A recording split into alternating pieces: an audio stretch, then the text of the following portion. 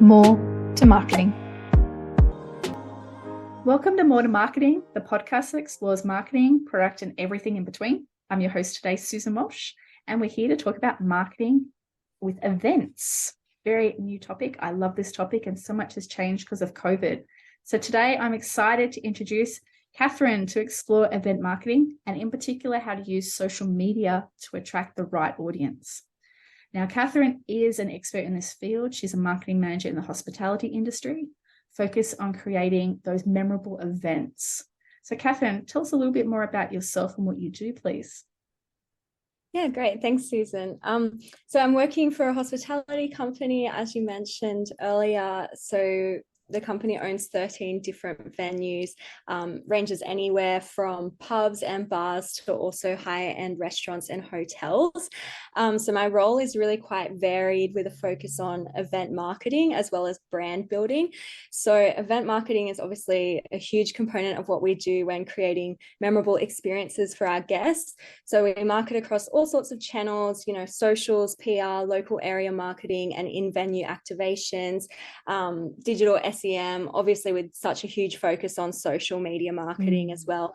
It just really depends on the event and also the target audience that we're trying to attract into our individual venues. Definitely, with that many venues, you'd have a lot of different strategies that you're putting into place. So how about we explore maybe a couple of those different events that you've worked on recently and the different approaches that you took to making them successful? Yeah, absolutely. So summer has been a really busy time for us in terms of our major events throughout this period.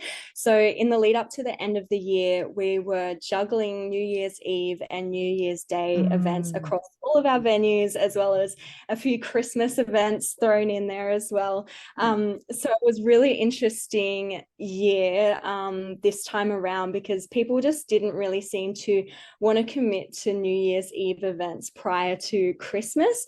But then after Christmas, it was like a floodgate, like the floodgates opened, and we sold out a lot of events in those final few days in the lead up to New Year's Eve. So it's a little bit of a typical thing we see with New Year's and capturing those people looking for last minute plans. But this year we saw it was kind of even more pronounced. So my thoughts around this are just a bit of a COVID hangover, and people need to not really be wanting to commit to events too early at the moment, but hopefully this will recover in the years to come. Do you think the crazy weather may have had something to do with that as well? Because I know that you're saying you've got all these different locations. I'm making an assumption here there's probably a lot that have beautiful locations. So the unseasonal weather, does that impact as well on how successful events are? Absolutely. Some of our venues are almost 100% outdoor venues. So that was also a big factor that we think came into play, as people were just waiting to check the weather forecast and make sure they're not going to be drowned on the day. Yep, and I don't blame them. Yeah, absolutely. Yeah. And then there's been a lot of other types of summer events that we've been running, entertainment series throughout the summer, where we'll kind of get different acts on each week, and we'll get alcohol sponsors on board with drink specials. And the purpose of these is to really drive people into the venue and create a memorable experience for them. So we work really hard on creating brands around the events and showing people what they're going to experience through the branding and the visuals, and how that kind of makes you feel. So in the lead up to Christmas, we did a Saturday night DJ series at one of our venues. And we created a video hype reel and stories for socials, and it was a big social media campaign to promote it. So that went for an 8-week period, and the Saturday night revenue was up 3 times across that period. It had a really massive impact. Yeah, so now we're just taking that model and the learnings from that, and we're just applying it across some of our other venues as well, to see, where that will work, and just transferring over those learnings. And can you see that was because of the social and the new way that you created those reels? Is that what really hyped it up with, I don't know, like with the likes, comments, shares, all those things? And what different tools in social did you use? Yeah, the engagement was really high, especially for video reels that we're seeing at the moment. So they're performing really well, and video content seems to be king, especially for the younger audiences, especially when they're using platforms like TikTok or Instagram reels are really popular at the moment, obviously. So the engagement on those was really high. And we also had photographers in the venue each Saturday, people tagging their friends in the photos after the event, creating Nice. real life shareability. Having, you know, real-time stories on a Saturday night, showing what the vibe is in the venue, making people want to come if they're just at pre-drinks, thinking about what they're going to do for the night and really deciding in that moment. But also, of course, like paid advertising and really targeting for this venue in particular. It's a really young demographic, 18 to 25, in the CBD location. So really just honing in on our target audience and reaching out to them, but particularly with special interest in the DJs that we had coming on the certain nights as well. You can really kind of narrow it down to the people that are going to be interested in coming to your event.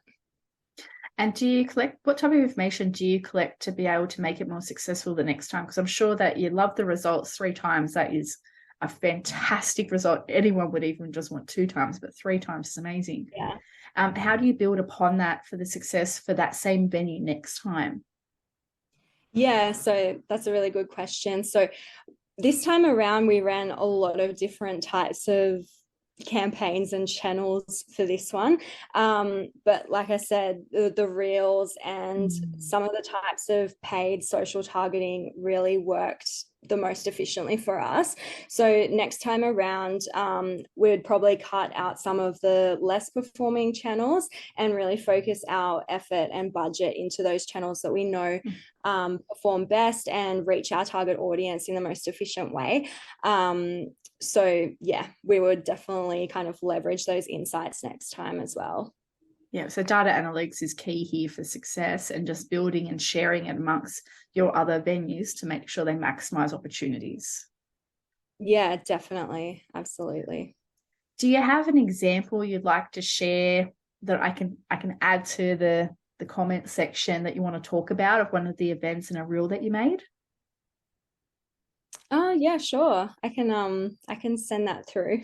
Absolutely. I'm thinking of the one you sent me, which was the drag show, which was amazing. Yeah, that was another one that we did for World Pride. So it was really fun working on that campaign. World Pride's coming to Sydney next year, and one of our venues is, you know, a key LGBTQI plus venue in Sydney. So it was just really important that we made some unique content, leveraging our drag queens that always come to the venue. And they were hilarious, by the way. yeah, I was really happy with that. We're just finding at the moment that kind of content where it's unique and engaging and people actually want to watch it and it doesn't feel like an ad. It just performs significantly better than, you know, overly graphic or ad-based looking video content. Ideally, you want people to just watch a video because they enjoy it, rather than because you're just trying to do the hard sell. Yep.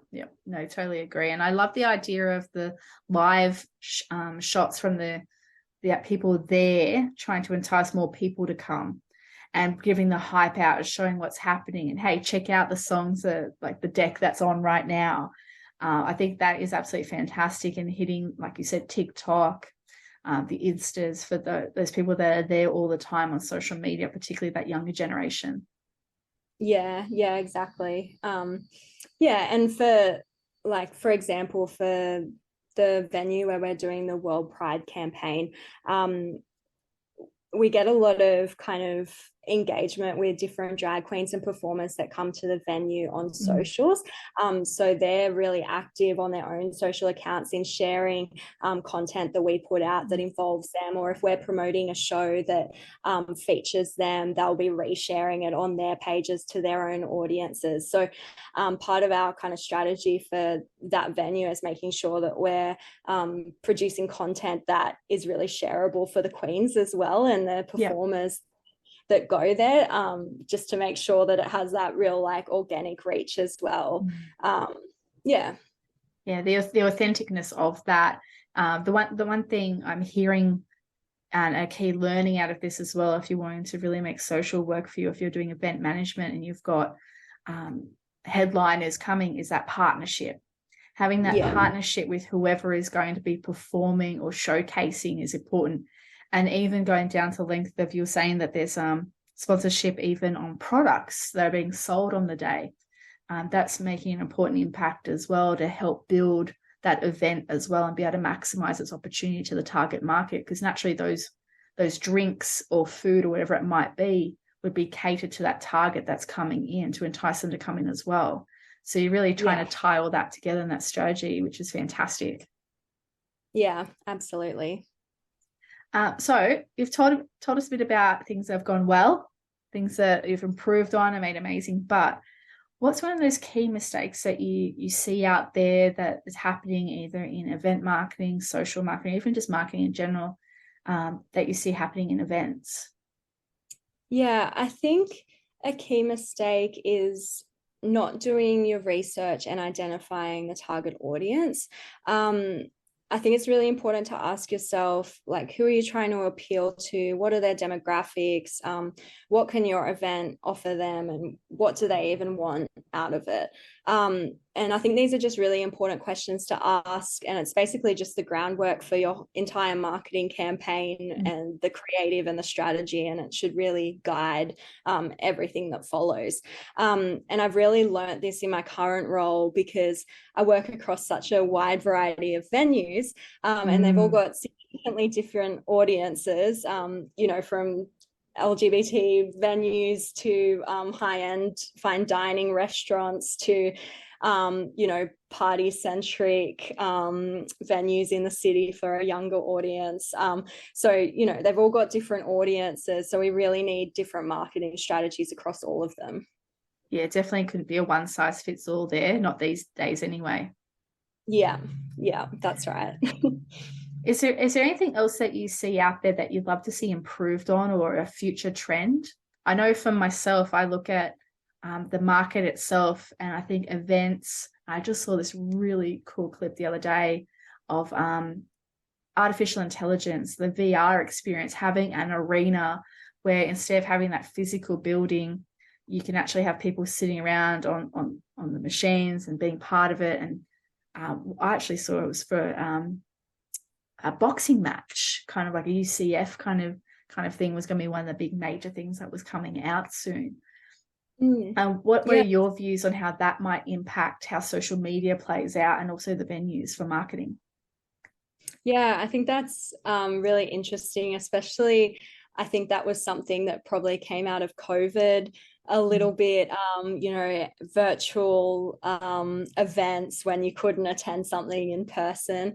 And it's really interesting how those types of things are still having like a place in the world now, where we can still get out and go out and see things and do things and that sort of thing. I think in terms of social media, there's always going to be a latest and greatest platform. You know, we moved from Facebook to Instagram to TikTok, and there's always going to be something new. So I think it's really important to kind of keep up with emerging platforms and where your target audience is actually hanging out and spending the most time, to make sure you can get in front of them as much as possible.